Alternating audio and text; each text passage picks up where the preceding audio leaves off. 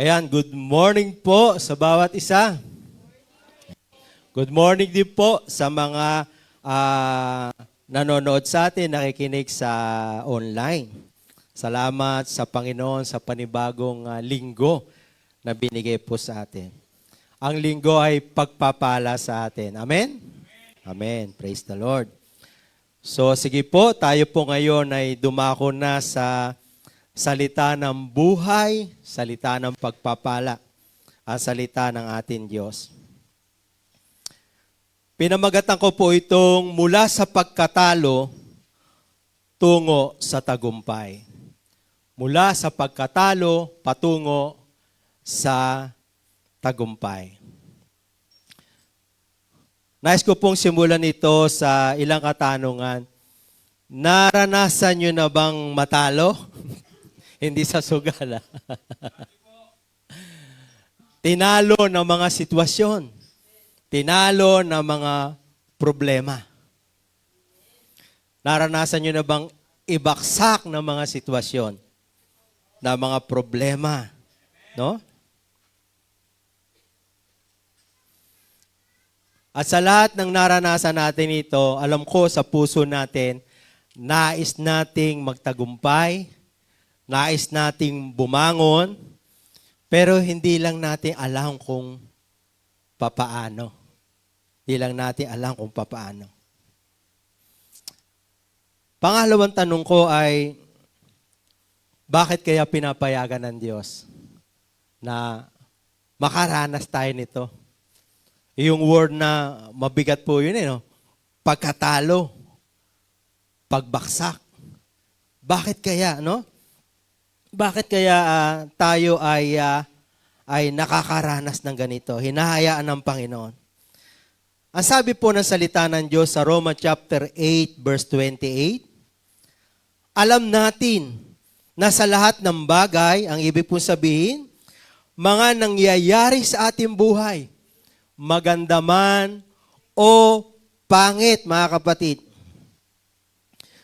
ay gumagawa ang Diyos para sa ikabubuti. Ang ibig sabihin, may dahilan pa rin ang Diyos. No? Sa ikabubuti ng mga umiibig sa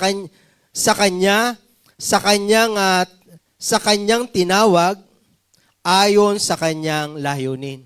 So ibig sabihin, mga kapatid, kahit pala sa pinakapangit na karanasan na meron tayo, meron pa rin dahilan ng Diyos na nais ng Panginoon na matutunan natin. May aral na gusto ng Panginoon na makita, matutunan natin. Upang sa gayon, kapag ito ay dinaanan natin, sigurado, hindi na tayo tatalunin nito. Hindi na tayo ibabaksak nito.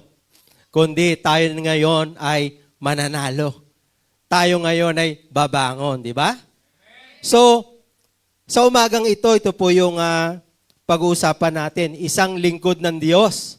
Ang pag-aaralan natin ngayon, lingkod ng Diyos na talaga siya po ay pinili ng Diyos. Siya po ay nakaranas ng mga tagumpay. Pero magugulat kayo, siya rin po ay nakaranas ng pagkatalo. At natalo siya, pero hindi na natiling talunan. Siya ay nakabangon, siya ay nagtagumpay, mga kapatid. And I believe ito yung nais ng Panginoon na maranasan natin sa buhay natin. So ang ating pong text sa umagang ito ay nasa Josue chapter 7, verse 1 to 13. Tayo po lahat ay tumayo at basahin po natin, no?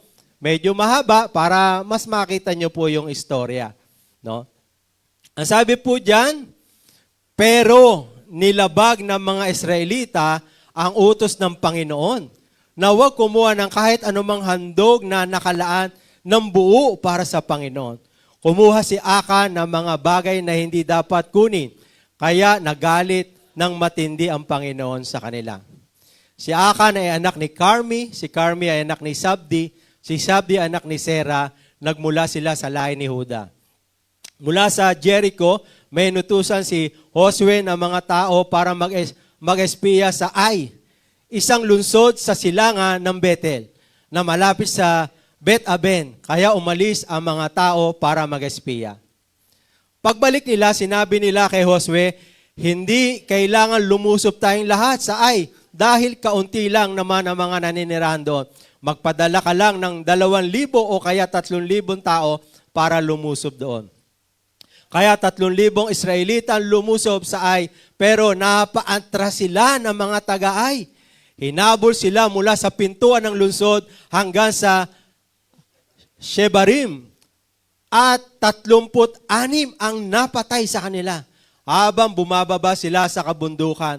Kaya naduwag at natakot ang mga Israelita. Dahil sa lungkot, pinunot ni Josue at ng mga tagapamahala ng Israel ang mga damit nila at nilagyan ng alikabok ang mga ulo nila. Nagpatay pa sila sa harapan ng kahon ng kasunduan ng Panginoon hanggang sa gumabi. Sinabi ni Josue, O Panginoon Diyos, bakit niyo pa po kami pinatawid sa ilog ng Hordan? Kung ipapatalo niyo rin lang naman kami sa mga Amoreo, mabuti pang nanatili lang kami sa kabilaan ng Hordan.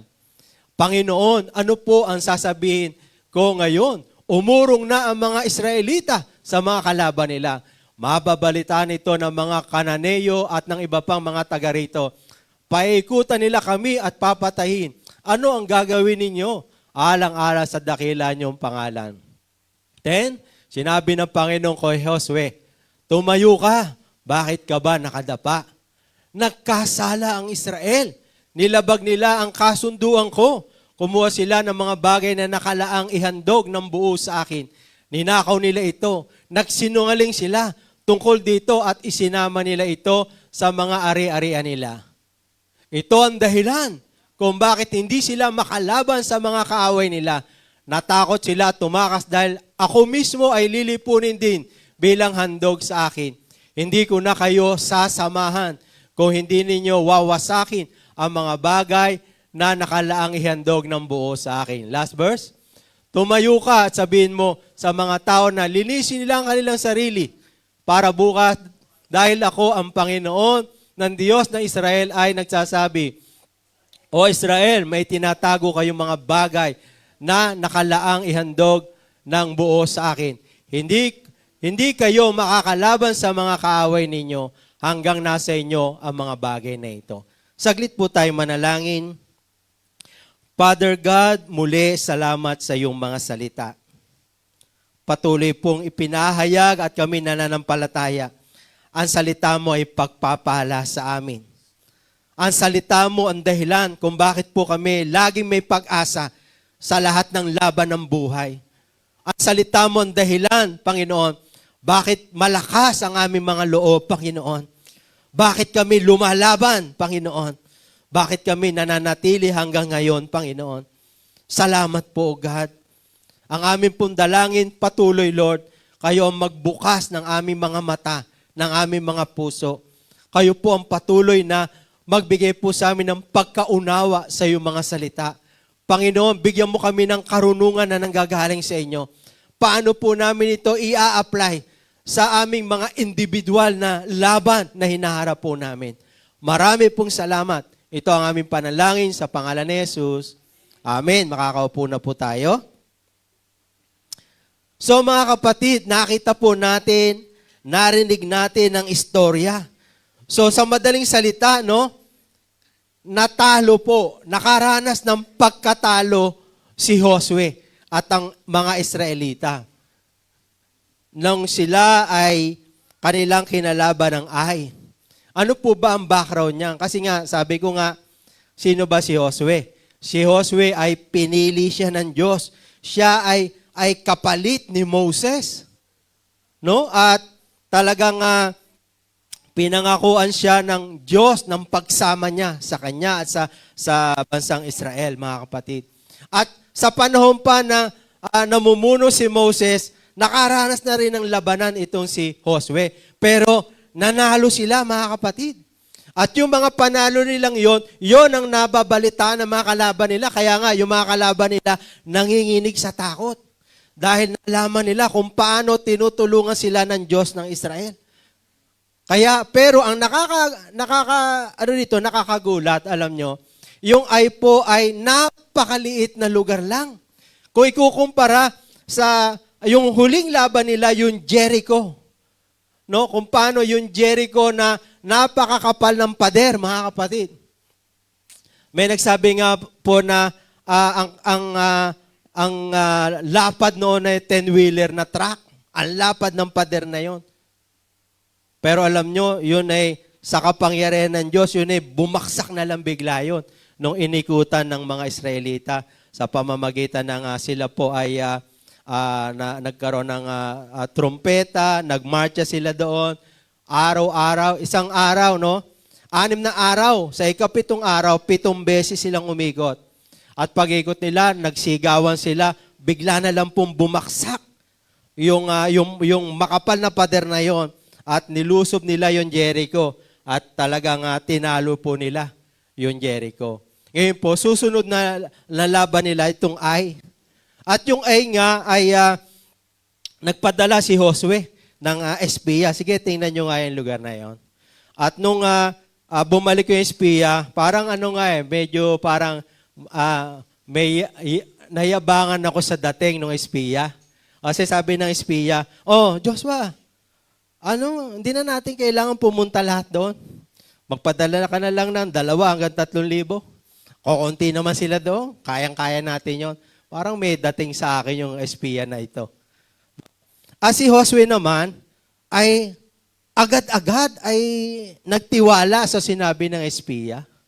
Sige, padala na tayo 3,000. Anong nangyari, mga kapatid? Pagpunta nila ron, tinalo sila ng mga taga-Ai. At sabi nga, 36 ang nalagas po sa kanila. Kaya takot na takot ang mga Israelita sa panahon na yon. Kaya nga yung huli ay nanalangin maghapon si Josue kasama ng mga leader. Bakit nangyari yun sa kanila? At doon nga nakita natin ang naging dahilan. No? Kaya nga, ano ang naging dahilan ng pagkatalo ni Josue? No? At ng kanyang mga kasama, mga kapatid. No?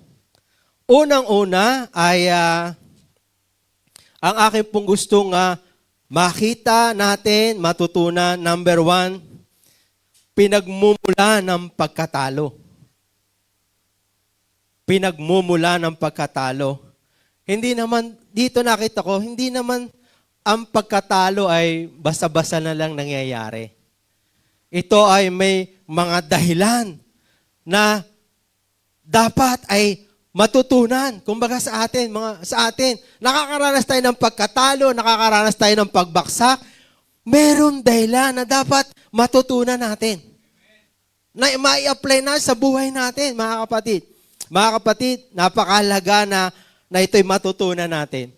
Sa mundong ito, mga kapatid, lagi tayo may laban. Tumitigil ba ang laban? Hindi. Lagi meron. Laban ng Laban ng mga pangangailangan, laban ng mga sitwasyon, maaaring sa pamilya, no? Iba't ibang klaseng laban. Ito yung laban na meron tayo noon, literal na laban. Talagang sundalo. Pero tayo, ano yung mga laban natin ngayon? Itong mga problema, mga pagsubok na dinadaanan natin. Ito ay yung mga laban natin sa buhay, mga kapatid. At lahat tayo may kanya-kanyang laban. Di ba? Lahat tayo. Wala sigurong, pag sinabi ko rito na, sino rito ang walang problema? Tira kami sa inyo. Pwede bang tumira sa inyo?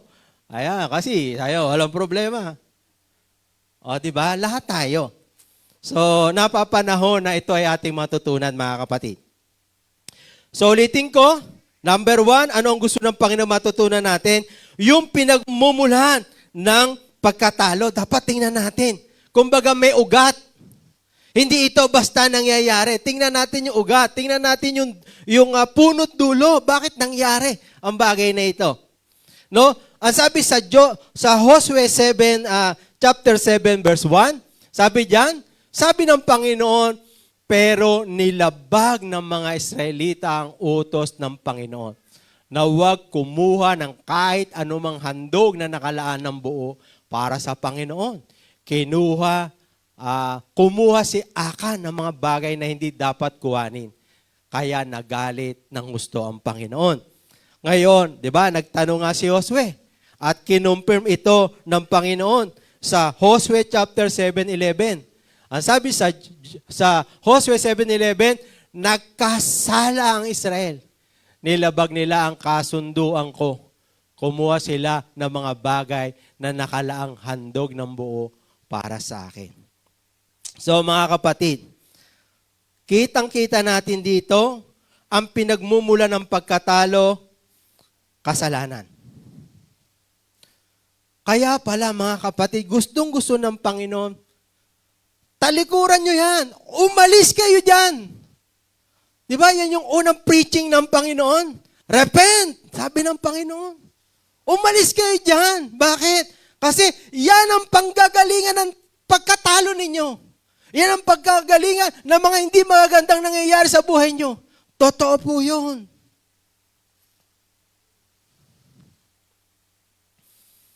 Naalala ko, bago ako naging Kristiyano, ayokong pakikialaman yung bang nag-e-enjoy akong gawin.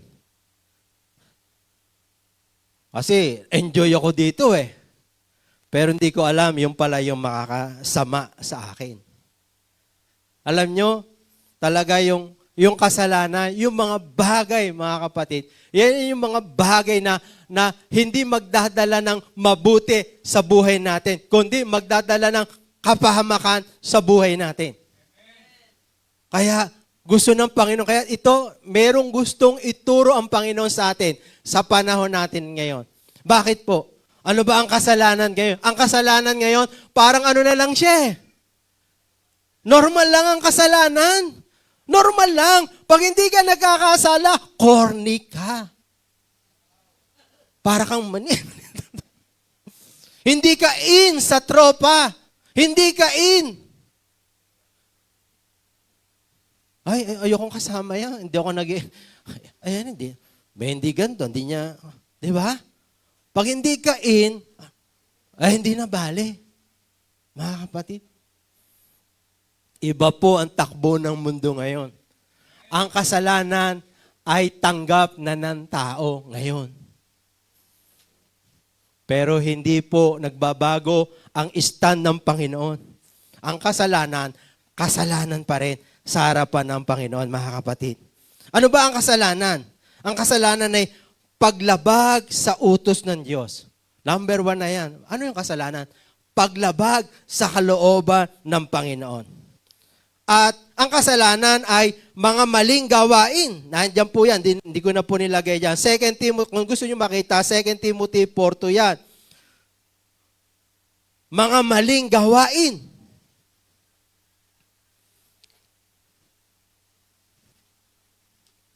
Ano po ang naging epekto nito sa bansang Israel, mga kapatid? Doon sa istorya na nakita natin. Sila ay nakaranas ng pagkatalo sa laban, mga kapatid. At hindi lamang pagkatalo. Ang sabi ng Panginoon, hindi ko kayo sasamahan. Naku, imagine niyo yun. Kaya sila nananalo dahil sinasamahan at tinutulungan sila ng Panginoon. Kahit gaanong kalaking bansa yung kanilang lalabanan, natatalo nila. Kasi kasama nila ang Diyos. Pero alam nyo, ang kanilang kinalaban ay napakaliit lang. Sabihin natin, no, yung mga kinalaban ni Josue ay kasing laki ng Amerika, kasing laki ng Russia, natatalo nila. Pero pagdating dito sa Singapore, tinalo sila ng Singapore. Na-imagine nyo kung gaano kaliit ang Singapore kung ikukumpara dito. Pero tinalo sila, mga kapatid. Bakit? Kasi hindi sila sinamahan ng Diyos. Hindi sila sinamahan ng Diyos. Bakit hindi sila sinamahan ng Diyos? Kasi meron silang taglay na paglabag. May taglay silang kasalanan, mga kapatid. Muli, pinapaalala sa atin ng Panginoon. Kaya pala, ang kasalanan, sa biblical, hindi lang ito pagko-confess. Ang kasalanan, pag sinabing kasalanan, ito yung dati mong buhay. Buhay na makasalanan, tatalikuran mo talaga. Tatalikuran mo. Di ba naalala nyo noon yung trabaho natin ngayon? Noon. Sabi, saan ka punta? Sasabihin sa akin, saan ka punta? Sisimba. Magbabawas. Di ba? Magbabawas. Bawas. Para sa Monday, dagdag uli. Ano yun? Alam nyo, hindi ganoon. Hindi ganoon ang gusto ng Panginoon. Ang ibig sabihin ng pagsisisi, pag-amin at pagtalikod. Pag-amin at pagtalikod sa kasalanan, mga kapatid. Kaya kitang-kita natin dito, ito pala epekto nito sa buhay natin. Di ba? Imaginein mo, hindi ako sasamahan ng Panginoon. Pwede ako matalo sa laban.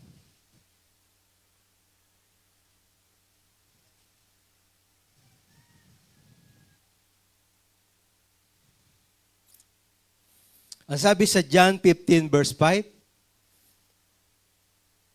ako ang puno ng ubas, kayo ang aking mga sanga. Ang taong nananatili sa akin at ako sa kanya, mamumunga ng marami, sapagkat wala kayong magagawa kung hiwalay kayo sa akin. Wala kayong magagawa kung hiwalay kayo sa akin. Mga kapatid, paano po natin ito titingnan sa buhay natin? Bakit nakakaranas tayo ng pagkatalo at pagbaksak sa mga laban na kinaharap natin? Meron pong gustong ituro ang Panginoon sa buhay natin. Kahit po yan napakapangit, meron pa rin. Maging bukas lang tayo. Huwag nating sabihin na, ay, hindi, tama ako eh. Wala akong nagawang mali. Tama ako. Hindi, tama ako. Minsan ganyan tayo eh. Nag-i-stand tayo sa, hindi, siya mali, ako tama. Alam nyo, hindi pa natin lubos na kilala ang sarili natin. Mas ang Diyos ang kilala tayo.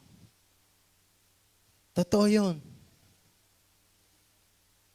Yung hindi natin nakikita ng Diyos sa buhay natin.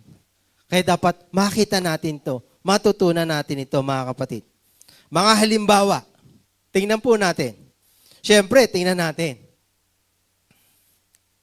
May paglabag o may kasalanan. Number one, tingnan natin. Bakit tayo natalo ng sitwasyon? Bakit tinalo tayo? Baka merong kasalanan sa buhay natin na hindi natin naiko-confess sa Panginoon. Kaya nga dapat, hinahayaan natin ng Panginoon, Lord, ikaw nga ang magsaliksik sa akin. Katulad ng panalangin ni David. Search me, O Lord. Ikaw ang magsaliksik sa akin, Panginoon. Kaya nga, dapat willing tayo. Isang tabi natin yung katwiran natin. At Lord, sige, ikaw ang magsaliksik sa akin. Turuan mo ko, Panginoon, sa pinagdadaanan ko ngayon. Turuan mo ko. Pangalawa, maaari merong mga maling desisyon. Huwag po natin laging isisi sa Diyos yung mga pangit na nangyayari sa buhay natin. Baka meron tayong mga maling desisyong ginawa simula pa sa una. 'Di ba? Maraming tao, bakit? Hindi ko naman sinasabing lahat. May mga tao na hirap ang buhay. minanap ng mga buhay, hirap na hirap yung buhay ng magulang, minanap pa ng mga anak, yung hirap na naranasan nila. Ano yung ugat? Maaari noon, pinag-aaral sila. Hindi nila sineryoso ang pag-aaral. Inuna nila ang barkada, inuna nila ang sarili, inuna nila yung mga kagustuhan nila. Dumating sila sa parang ano lang po ito ha. Dumating sila sa kalagay, ayun. Nag-asawa ng bigla, walang trabaho, walang natapos. Hirap. Ngayon, sa anak naman, ganoon din ang nangyari. Ibig sabihin, yung mga nangyayari din na pangit, nangyayaring pagbaksak ng buhay, merong pinanggalingan, may ugat na dapat natin makita na hindi na dapat maulit.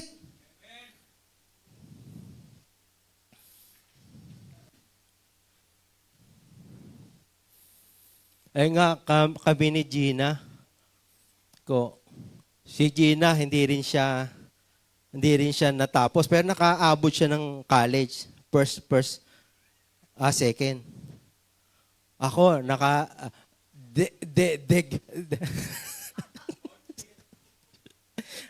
high school graduate lang ako.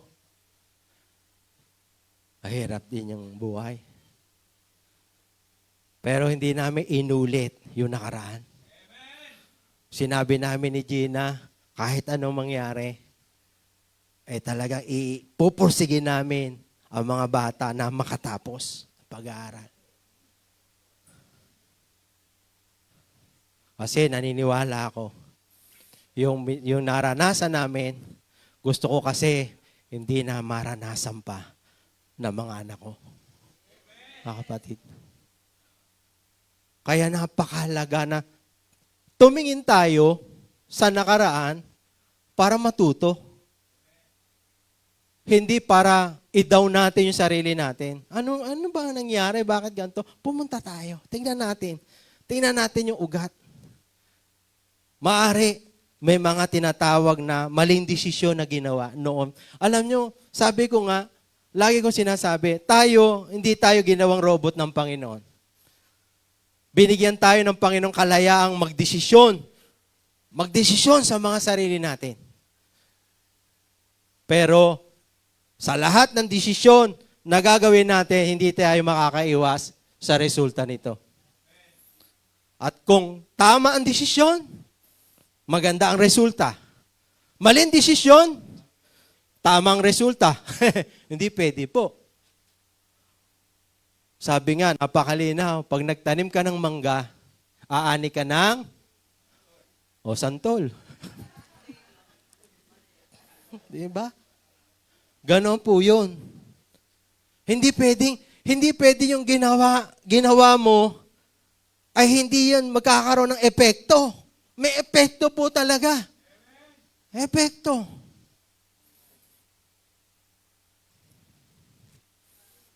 Maling desisyon, maling gawain. Maling gawain. 'Di ba? Wala akong pine-personal pero nakikita ko lang ng aking mga mata yung mga nangyayari sa paligid.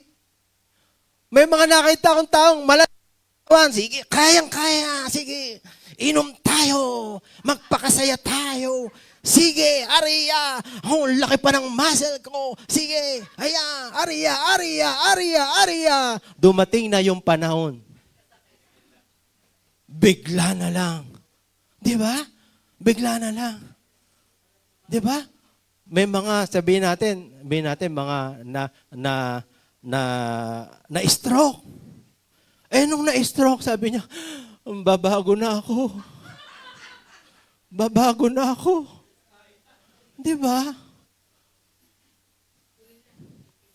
Minsan ganoon, nasa huli. Hindi pwedeng, huwag natin tanggapin, nasa huli ang pagsisisi. Hindi. Dapat sa unahan pa lang. Sabi nga, matuto ka na, huwag nang kailangan maranasan mo. Matuto ka na sa nakita ng mata mo sa iba upang hindi mo na maranasan yan sa buhay mo. Pagkakamali nila, Teka nga, ano ako doon eh? Ano tawag doon? Gusto ko rin matikman yun eh. Di ba? Gusto ko rin matikman yun eh. Ano ba yun? Ano ba lasa noon? Ano ba yun? Ano yung tama noon? Di ba? Pero ano ang nangyayari, di ba? Maling desisyon, maling gawain, maling paraan.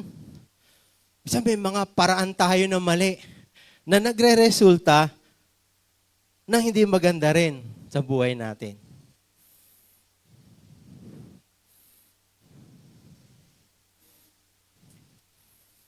Ang mga nakita ko rin dito, hindi lang yung kasalanan na kinuha ni Akan.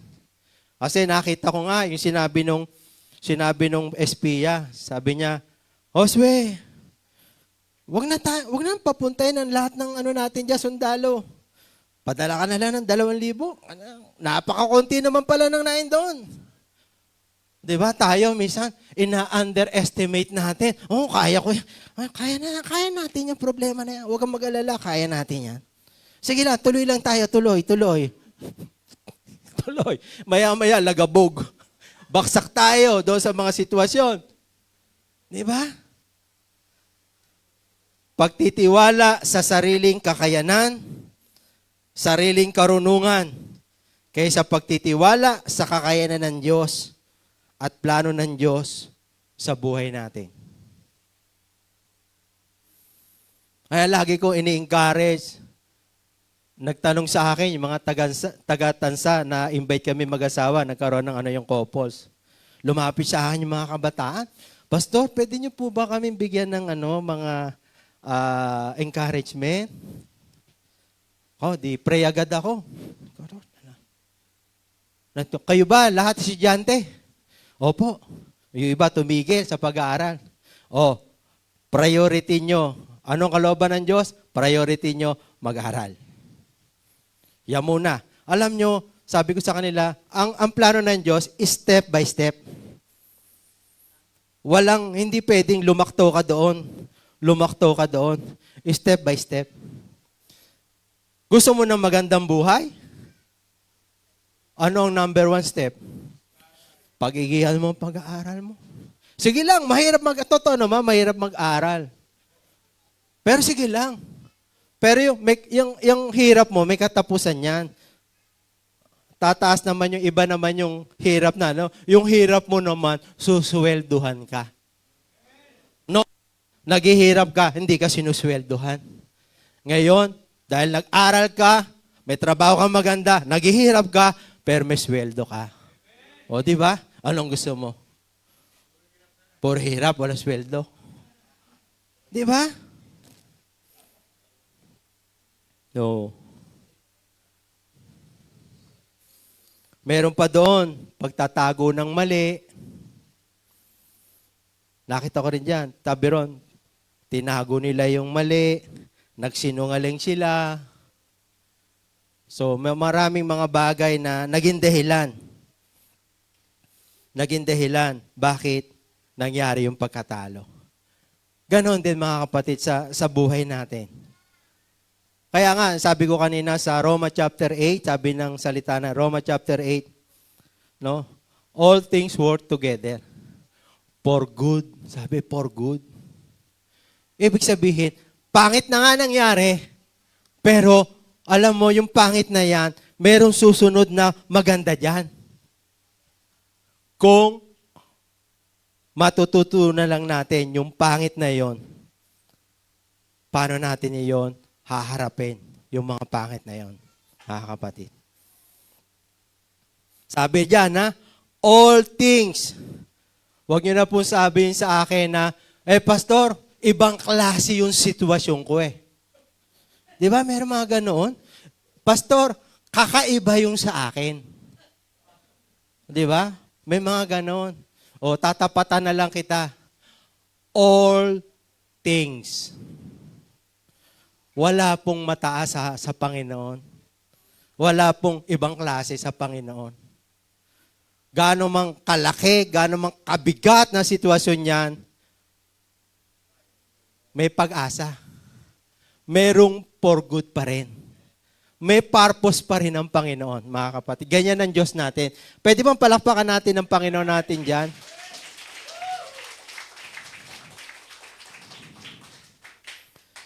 Meron pa rin. May nakalaan pa rin. Ang kailangan lang, matutunan natin. Matutunan natin yung hindi natin natutunan. Malaman natin yung mga bagay na hindi natin alam. Para sa susunod, hindi na tayo talo, kundi panalo na tayo, mga kapatid. No? Kaya nga, ang sabi sa Zechariah, Zacarias chapter 4, verse 6, sinabi niya sa akin, bago ko sagutin yan, pakinggan mo muna itong mensahe ng Panginoon, makapangyarihan na sasabihin mo kay Zerubbabel.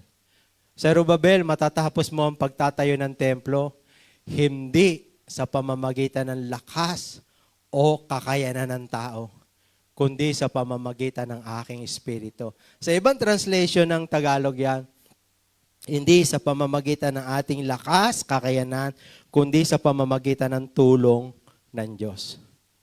Tulong ng Diyos. Napakalaga. Na lagi na doon, hinihingi natin yung tulong ng Panginoon sa mga nangyayari sa buhay natin, lalo na sa mga desisyon na gagawin natin. Pangalawa, pinagmumula ng tagumpay. Pinagmumula ng tagumpay. Paano sila nakabangon? Paano sila muling nagtagumpay? Tingnan po natin ng Josue chapter 17, verse 13. Ang sabi diyan, sabi ng Panginoon kay Josue, kasi si Josue nagtatanong sa Panginoon eh. Kaya siya nakadapa roon, nagbuhos ng abo, nagpapakumbaba sila. Lord, bakit? Bakit nangyari ito? Ang sabi ng Panginoon, tumayo ka, sabi mo sa mga tao na linisin nila ang kanilang sarili para bukas dahil ako ang Panginoon. Ang Panginoon, yung una diyan, nagkasala, di ba? 7:11, no? At dito, kasunod na mga verse yan, sabi rito, ito ang instruction ng Panginoon sa kanila, tumayo ka, sabihin mo sa mga tao na linisin nila ang kanilang sarili para bukas dahil ako ang Panginoon ng Diyos ng Israel ay nagsasabi, O Israel, may tinatago kayong mga bagay na nakalanhandog ng buo sa akin. Hindi kayo makakalaban sa mga kaaway ninyo hanggang nasa inyo ang mga bagay na ito. Sabi ron, linisin. So, paano sila nakarecover, no? Paano sila nakarecover? Tingnan po natin. Ano yung naging dahilan na muli nakabangon at nagtagumpay sila? Nakita natin yung salitang paglilinis, pagsusuko. Ibig sabihin, may itinago eh. May itinago, kailangan isuko sa Panginoon. Paglilinis. Ano po ang ibig sabihin niyan? Sabi sa 1 John chapter 1 verse 9, ngunit, kung ipagtatapat natin sa Diyos ang ating mga kasalanan, maaasahan natin patatawarin niya ang ating mga kasalanan. Lilinisin tayo sa lahat ng uri ng kasamaan dahil sa matuwid siya. Number 1, kung nakita natin na meron tayong mga pagkakamali, dapat aminin natin.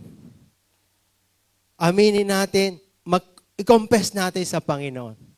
Mag-confess tayo sa Panginoon, Lord. Meron akong maling desisyon na nagawa. Kaya nararanasan ko to. Lord, meron akong nagawang mali. Ulitin ko ha, hindi ko sinasabing, kaya ka dumadaan dyan, may mali ka. Hindi. Gusto kong sabihin, ipanalangin mo, magtanong, Lord, bigyan mo ako ng bakit? Diba? Humingi tayo sa Panginoon. Ano yung gusto ng Panginoon na gawin natin? At dito kasi, paglabag ang ginawa nila eh. Kaya, ang gusto ng Panginoon, maglinis kayo. Ibig sabihin, pagsisihan nyo yung nagawa kasalanan ninyo. Pagsisihan. 1 John chapter 1:9, yung pagko-confess. Pag-amin, mga kapatid, ito mahirap eh. Di ba mahirap? May mga tao parang ayaw umamin. Mali na sila, ayaw pang umamin. Ibig sabihin, meron pa tinatawag na pride. Pride pa. Ang sabi ng Panginoon, Pag tayo nagpapakataas, babaksak tayo. Pero kapag tayo nagpapakumbaba, itataas tayo ng Panginoon. So, ang isa sa number 1 na sinisimbolo ng pagpapakumbaba, pag-amin. Pag-amin na mali. No? Aminin na, Lord. Wala naman tayo may tatago sa Panginoon. Paglilinis. Sabi sa Isaiah chapter 1, 16 to 19, sabi diyan, linisin nyo ang inyong mga sarili. Tigilan na ninyo ang paggawa ng kasamaan sa aking harapan. Pag-aralan ninyong gumawa ng mabuti at pairalin ng katarungan. Sawayin ang mga api at pagtanggol ninyo ang karapatan ng mga ulila at mga byuda. Sinabi pa ng Panginoon, halika kayo, pag-usapan natin ito. Kahit gaano mang karumi ang inyong mga kasalanan, lilinisin ko yan para maging malinis kayo. Kung susunod lang kayo sa akin, ay pagpapalain ko kayo.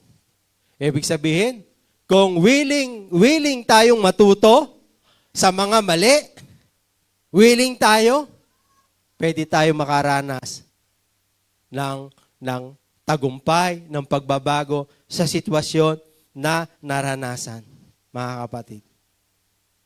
So kaya nga sinasabi diyan, no, ang pagsisisi ay ano 'yan?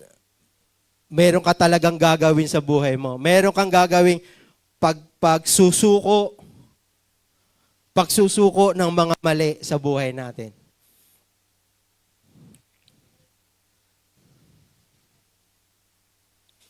Ang sabi sa Josue chapter 8 verse 1 and 2, sinabi ng Panginoon kay Josue, huwag ka nang matakot o kaya manghina. Isama mo ang lahat ng iyong sundalo. Lusubin uli ninyo ang Ai, dahil ibibigay ko na sa inyo ang hari ng Ai, ang kanyang mga mamayan, ang kanyang bayan at ang kanyang lupain. Next, tingnan natin yung 2. Kung ano ang ginawa ninyo sa Jericho at sa hari nito, ganon din ang gawin ninyo at sa Ai. Pero sa pagkakataong ito, kwento ko lang ng konti, sa pagkakataong ito, sabi niya, ayun na pala, maaari na ninyong kunin ang lahat ng ari-arian at mga hayo para sa inyong sarili. Ano yung gusto kong makita natin dito? Kasi yung una, sabi ng Panginoon, yung sa Jericho kasi, sabi dyan sa Ai, dyan sa Jericho, huwag kayong kukuha ng kahit ano. Lalo na yung mahalagang bagay para sa Panginoon yan. Alam nyo, parang testing. Parang testing. Ginawa nila yun eh. Nanalo sila sa Jericho. Pagdating sa Ai, natukso yung si Achan. Nakakita siya kasi ng isang telang napakaganda. Nakakita siya ng kulang-kulang 1 kilo na bara na ginto. Naakit siya, mga kapatid. Pero, kung hindi pala, imagine ko, kung hindi pala niya ginawa iyon, di ba, hindi nila ginawa yon. Sabi ng Panginoon, ngayon, lahat ng makukuha nyo, para na sa inyo. Di ba? Alam niyo, minsan sa atin, minsan nagtataw, Lord, ano to eh? Kailangan ko to eh. Lord, naiintindihan mo naman ako, Lord, eh, no? Maawain ka. Kaya, Lord, hindi ko muna to ibibigay hindi ko muna to isusuko sa iyo. Hindi mo alam. Kaya pala gusto ng Panginoon, isuko mo yan, ibigay mo yan, kasi meron akong magandang ipapalit dyan. Diba? Minsan tingin natin sa Diyos, parang ang lupit mo naman, Lord. Ang lupit mo. Nag-e-enjoy ako dito eh. Kukuhanin mo. Di ba? Alam ng Diyos ang lahat eh. Alam niya kung ito ay makakabuti o hindi. Alam niya. So, mga kapatid, at ang tinuturo dito, bumalik sila sa pagdidepende sa Diyos. O Lord, anong gagawin namin?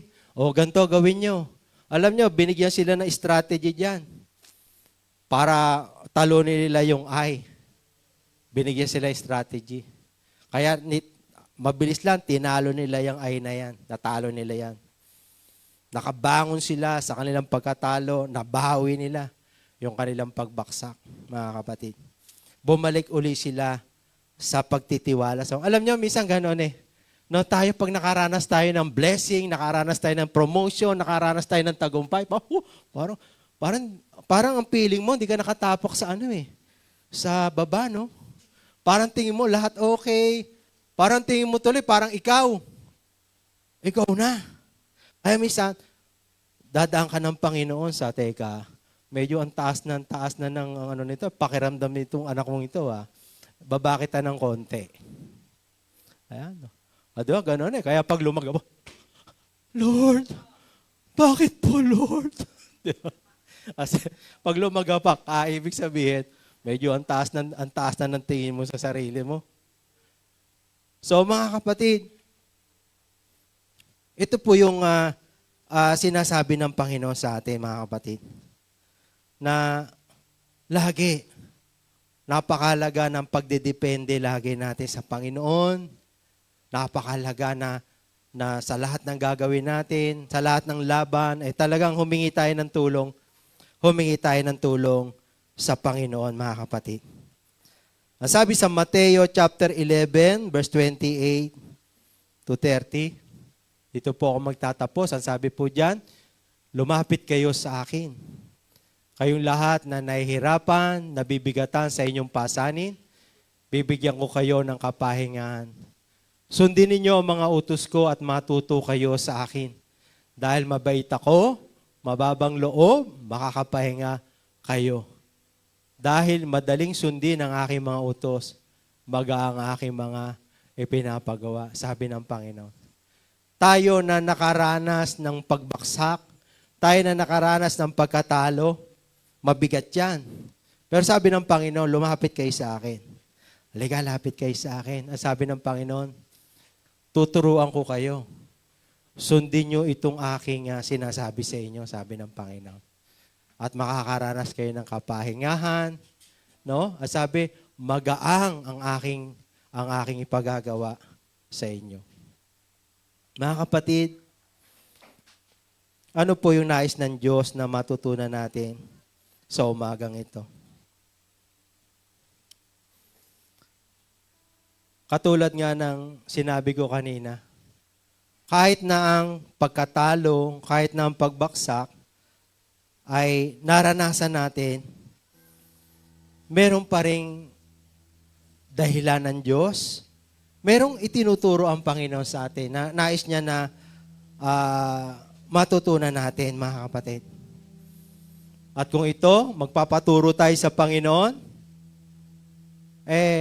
makakatiyak tayo. Pwedeng talo na kalagayan natin ay magiging panalo. Itong naranasan natin ng pagbaksak, makakaranas tayo ng pagbangon, mga kapatid. Kaya nga tinuturo sa atin ng Panginoon mula sa pagkatalo tungo sa pagtatagumpay. Bakit? Hindi nais ng Diyos manatili tayong talunan. Mga kapatid, 2,000 taon na ang lumipas. Ang sabi ng Panginoon, it is finished. Doon sa krus ng Kalbaryo, in advance ng Panginoon, ang tagumpay mo at tagumpay ko. Iyong kamatayan ng Panginoon, kasama roon. Lahat ng laban na meron tayo, kasama yon sa tinapos ng Panginoon sa krus ng Kalbaryo. Kaya sabi ng Panginoon, it is finished. Kapatid, anuman yung naranasan mong pagkatalo at pagbaksak, sinasabi ng Panginoon, anak, pinapaalala ko sa iyo, tinapos ko na sa krus ng Kalbaryo yan, pwede ka nang manalo. Pwede ka nang makabangon dyan, mga kapatid. Tayo pong lahat ay tumayo.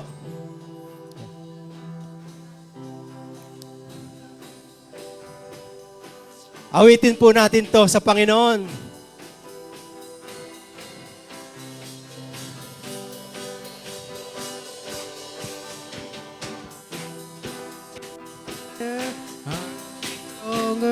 God, you are higher than any other. Our God is healer, awesome in power. Our God, Our God, our God is greater, our God is stronger. God, you are higher than any other. our God is Healer, awesome in power, our God. Our God. Mga kapatid, mas malaki ang Diyos sa mga sitwasyon na meron tayo. than any other. Our God Hallelujah. is healer, awesome in power. Our God, Sa umagang ito, nagpapakilala ang Diyos sa atin sa awitin na ito. Our God is greater, our God is stronger. Ang Diyos God, natin you ay are makapangyarihan. higher than any Ang Diyos natin ay other. malakas. Our God is healer, Ang Diyos natin ay awesome in nagpapagaling. power. Our God, Hallelujah! our God.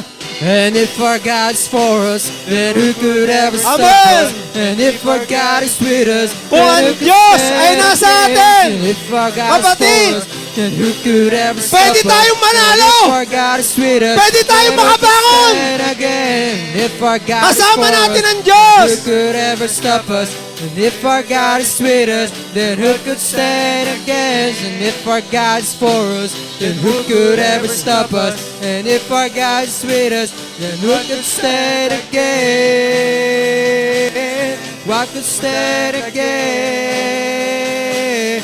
What could stand again? Amen! Hallelujah! What could stand again? Our God is greater, our God is stronger, our God is higher than any other. Our God is healer, awesome in power, our God. Our God. Ulitin natin mga kapatid! Our God is Tanggapin po greater, natin! God is stronger. Ang Diyos God, natin you is are greater! higher than Ang Diyos any natin ay other. stronger! Our God is healer. Ang Diyos natin ay healer! Power, our Ang Diyos God. natin ay awesome in power! Ulitin natin! God is Woo! greater. Our God is stronger. Hallelujah! Higher than any other. Our God is healer. Awesome in power. Our God. Our God. For the last time! Our God is greater. Woo! Our God is stronger. God, you are higher than any other. Our God is healer. Awesome in power. Our God. Our God. Hallelujah! Hallelujah! Hallelujah!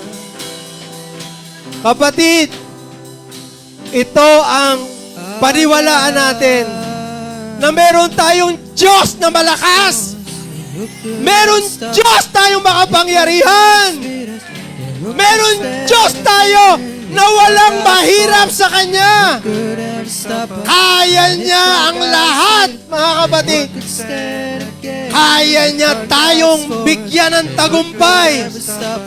Kaya niya tayong ibangon sa anumang pagkabaksak natin. Hallelujah! Hallelujah! Salamat po, Panginoon.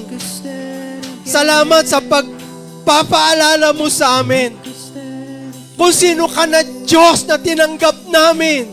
Kung sino ka na Panginoon na ginawang Panginoon ng aming mga buhay. Hindi ka na natiling patay sa krus. Sa ikatong araw muli kang nabuhay, Panginoon. Ikaw ngayon ay isang makapangyarihang Panginoon. Sinabi na iyong salita, ang lahat ng kapangyarihan sa langit at sa lupa ay nasa aking mga kamay. Mga kapatid, ganito makapangyarihan ng ating Diyos. Hallelujah! Higit pa siya sa sinasabi ng mga tao. Higit pa siya sa pinaniniwalaan ng mundong ito, mga kapatid. Hallelujah! Tumingin tayo ng may pananampalataya sa ating Diyos. At ang mga sitwasyon na meron tayo, Ito ay ating lalampasan, mga kapatid. Ito ay tayo ay lilipad ng mataas kaysa sa taas ng mga sitwasyon na ito. Hallelujah. Salamat, salamat. Lord, dumating ang pananampalataya sa puso namin ngayon. Pananampalataya, Lord, upang kami, Panginoon, ay hindi susuko, lalaban ng punong-puno ng pag-asa. Lalaban, Panginoon, na, Lord, nananalig, Panginoon, ng pagtatagumpay sa anumang laban, Panginoon. Sapagkat ikaw na aming Diyos, ikaw na aming Panginoon, ay isang mananagumpay na Diyos, mananagumpay na Panginoon. Salamat, Panginoon. Sumaamin po sa umagang ito ang pag-asa na galing sa inyo, Panginoon. Lord, talunin ng pananampalatayang galing sa inyo ang lahat ng takot, ang lahat ng pag-aalinlangan, lahat ng kawalang pag-asa sa mga buhay namin, Panginoon, sa umagang ito. In the name of Jesus. In the name of Jesus. Hallelujah. Salamat. Salamat. Salamat. Salamat. Salamat.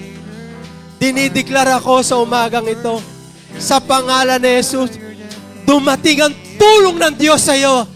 Dumating ang tulong ng Diyos sa iyo sa umagang ito. Sa mga pinagdadaanan mo, dumating ang tulong ng Diyos sa iyo. Sa umagang, bigyan ka ng tagumpay ng Diyos sa laban mo sa umagang ito. Hallelujah! Tanggapin mo ang tagumpay na binibigay sa iyo ng Panginoon sa umagang ito. Hallelujah! Hallelujah! Salamat! Salamat! Salamat po. Sa iyo namin binibigay ang lahat ng papuri, pasasalamat. Sa iyo ang kadakilaan. Sa iyo ang kaluwalhatian. O banal namin Diyos at Ama na nasa langit. O banal namin Panginoon at tagapagligtas. Salamat, salamat po. Ito ang aming panalangin, pasasalamat. Sa pangalan ni Jesus, ang lahat ay magsabi ng Amen! Amen! Amen!